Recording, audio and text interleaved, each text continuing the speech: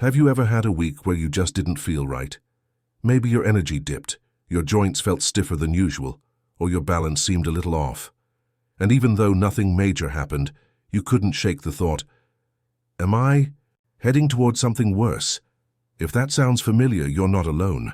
After 65, our bodies whisper before they scream, and if we don't listen to those whispers, they can turn into hospital visits we never saw coming. But here's the good news: it doesn't have to be that way. What if I told you that just a few weekly routines, simple, practical things you can start doing right now, could help you stay strong, independent, and out of the ER? We're not talking about extreme workouts or impossible diets. These are gentle, life-saving habits that take just a little intention, and they make a huge difference. You've already made it to a beautiful stage of life. You deserve to enjoy it with confidence, not fear. So let's talk about what you can start doing this week to protect your health in the most powerful way possible. And we'll begin with something that might sound surprising, but it's one of the biggest game changers of them all. Let's talk about balance, not just metaphorical balance, actual physical balance, because the truth is, one of the leading causes of hospital visits after 65 is falling. A simple trip or slip can turn into weeks in a hospital bed or months of painful rehab. But here's the encouraging part. Balance is like a muscle. The more you work it, the better it gets. So every single week, ideally 2 or 3 times a week, take 10 to 15 minutes to practice simple balance exercises. You don't need equipment, you don't need a gym, just you, a sturdy chair or countertop, and a bit of focus. Try standing on one leg while brushing your teeth, or slowly rising up on your toes and back down again while holding onto a chair. Walk heel to toe across your living room. These small movements strengthen your ankles, your hips, your core, and they train your brain to stay sharp and connected to your body's position. What's even more powerful is that these exercises aren't just physical, they're mental. They reduce anxiety around movement, and they remind your body that it's safe, strong, and capable. And when you start noticing how much steadier you feel, something beautiful happens. You start moving with more freedom, not fear. That's what independence is all about. Now, while we're talking about stability, let's talk about something just as important: hydration. I know it sounds basic. Drink more water. We've all heard it 1,000 times. But after 65, hydration isn't just about avoiding thirst. It's a matter of protecting your kidneys, regulating your blood pressure, and keeping your energy steady throughout the day. The tricky thing is that our sense of thirst gets less reliable as we age. That means by the time you feel thirsty, you might already be running low on fluids. And dehydration is sneaky. It can look like fatigue, confusion, headaches, dizziness, all symptoms that can land someone in the ER if they're not caught in time. So here's a simple weekly ritual. Every Sunday, set out 7 water bottles, or fill a pitcher that reminds you to drink at least 6 to 8 cups a day. Put it where you can see it. Make it a part of your morning routine. Sip during meals. Keep water nearby when you watch TV or read. You can even flavor it naturally with cucumber, lemon, or mint if plain water doesn't appeal to you. And if you take medications, pay extra attention. Many prescriptions, especially for blood pressure, diabetes, or pain, can increase your risk of dehydration. Staying properly hydrated helps those medications work more effectively and keeps your organs protected from stress. What's more, being well hydrated can help prevent urinary tract infections, constipation, and even certain heart complications, all of which can snowball into hospital visits if left untreated. It's one of the easiest, most affordable ways to take care of your entire body, and yet so many people overlook it. Don't be one of them. Now let's switch gears a bit, because staying out of the hospital isn't just about what happens to your body. It's also about what you do with your time.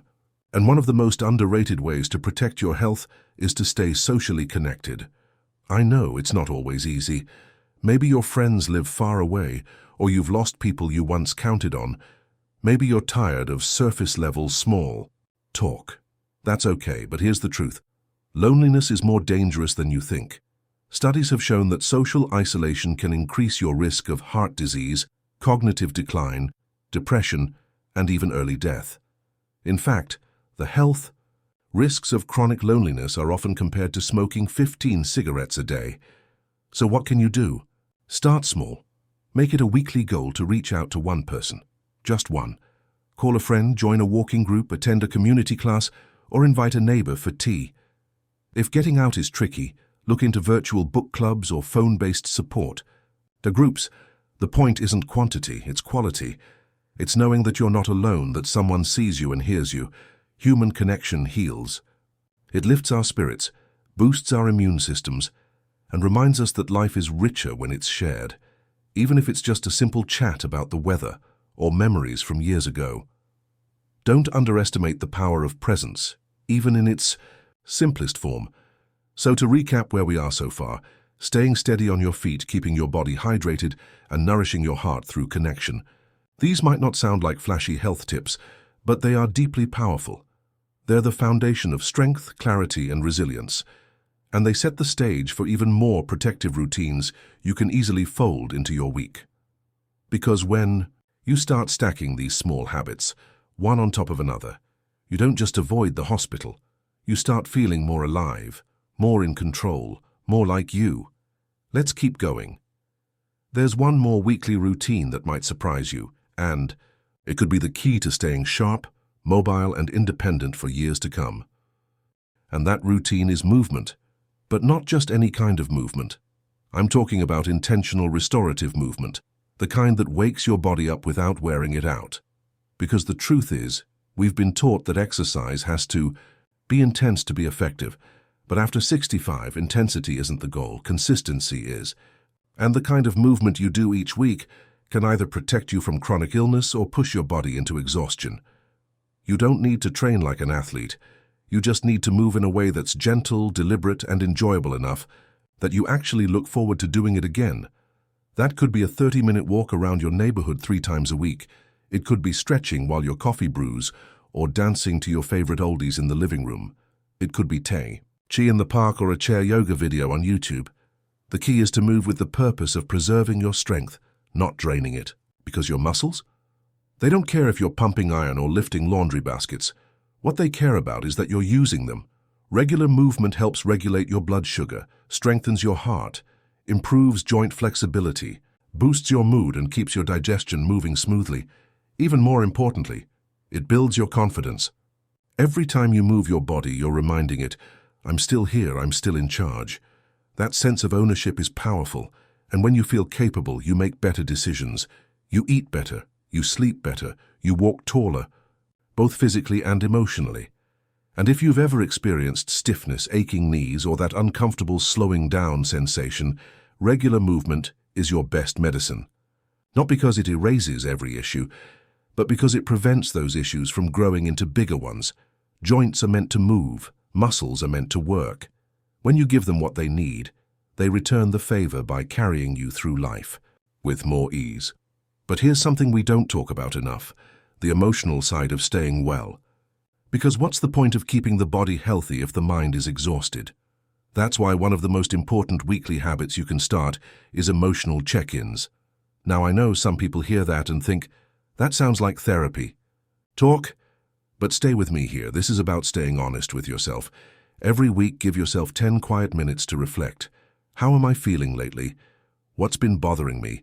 What's been making me smile? Are there thoughts I've been avoiding or needs I've been ignoring? You'd be surprised how powerful this simple practice can be. Writing it down in a notebook, talking it out loud on a walk, praying, meditating, or just sitting in stillness for a few minutes to reconnect with you. Because when we ignore our emotional health, it often shows up in our physical bodies. Tension turns into tight muscles. Stress raises blood pressure. Anxiety disrupts sleep and digestion.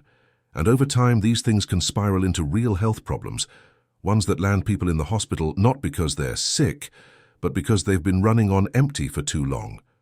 You deserve better than that. You deserve to feel heard, even if the only person listening is yourself, because healing starts with awareness, and awareness doesn't cost a thing. And speaking of restoration, let's not forget about the one thing that ties all these routines together: sleep. Now, I'm not saying you need to sleep like a teenager, but quality sleep is your body's most powerful recovery tool. Yet as we age, it often gets harder to come by. Hormonal changes, medications, chronic pain, even habits like late night, snacking or falling asleep in front of the TV, they all mess with our sleep cycles. So as part of your weekly routine, take time to prepare for rest. This can be as simple as shutting off screens an hour before bed, keeping your bedroom cool and dark, or reading something light instead of watching the news. It might mean drinking a soothing herbal tea or listening to calming music to ease your mind. Create a bedtime ritual that tells your body it's okay to slow down now. Because when you sleep well, your immune system works better, your memory sharpens, your body repairs itself, and your mood, digestion, and blood pressure all benefit.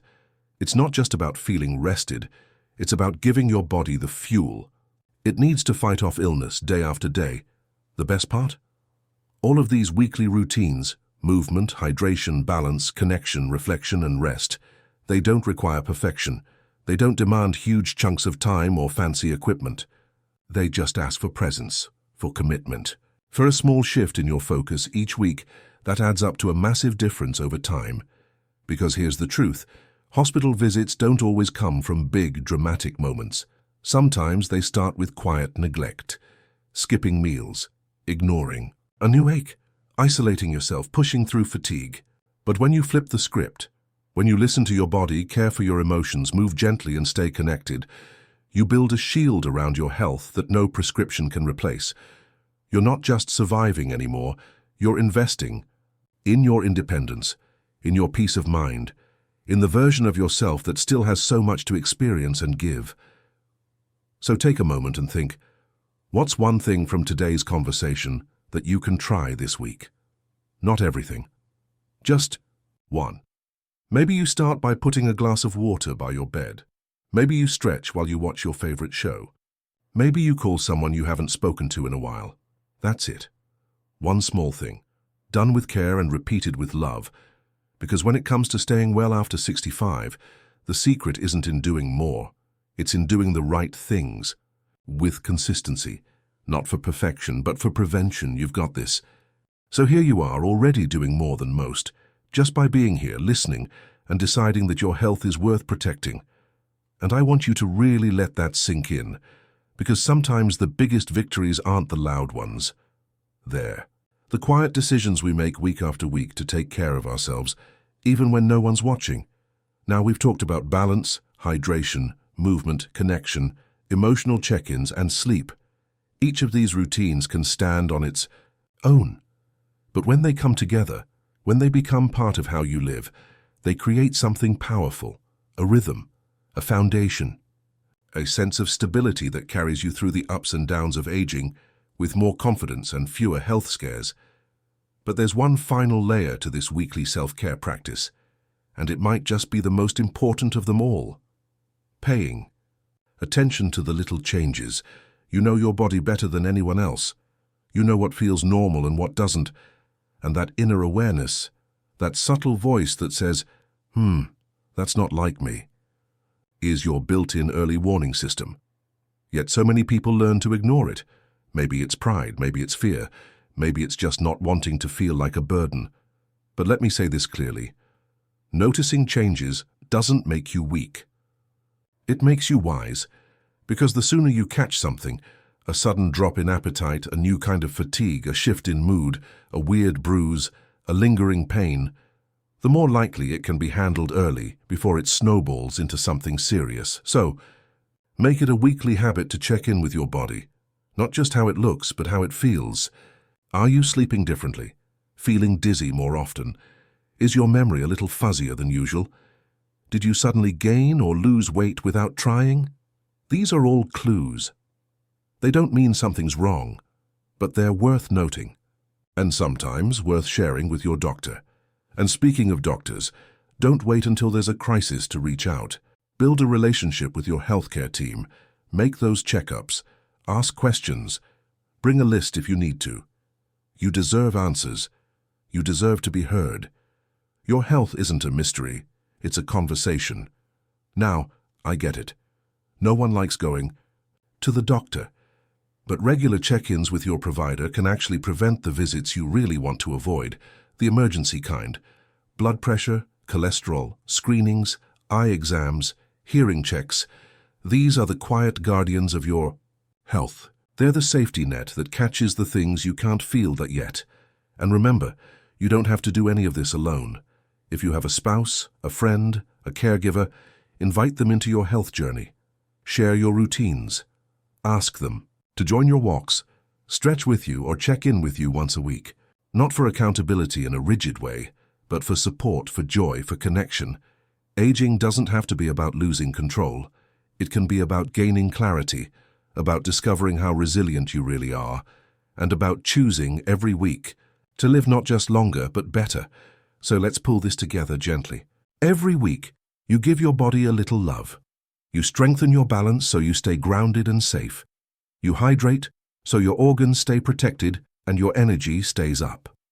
You move, not to push yourself, but to preserve what's strong.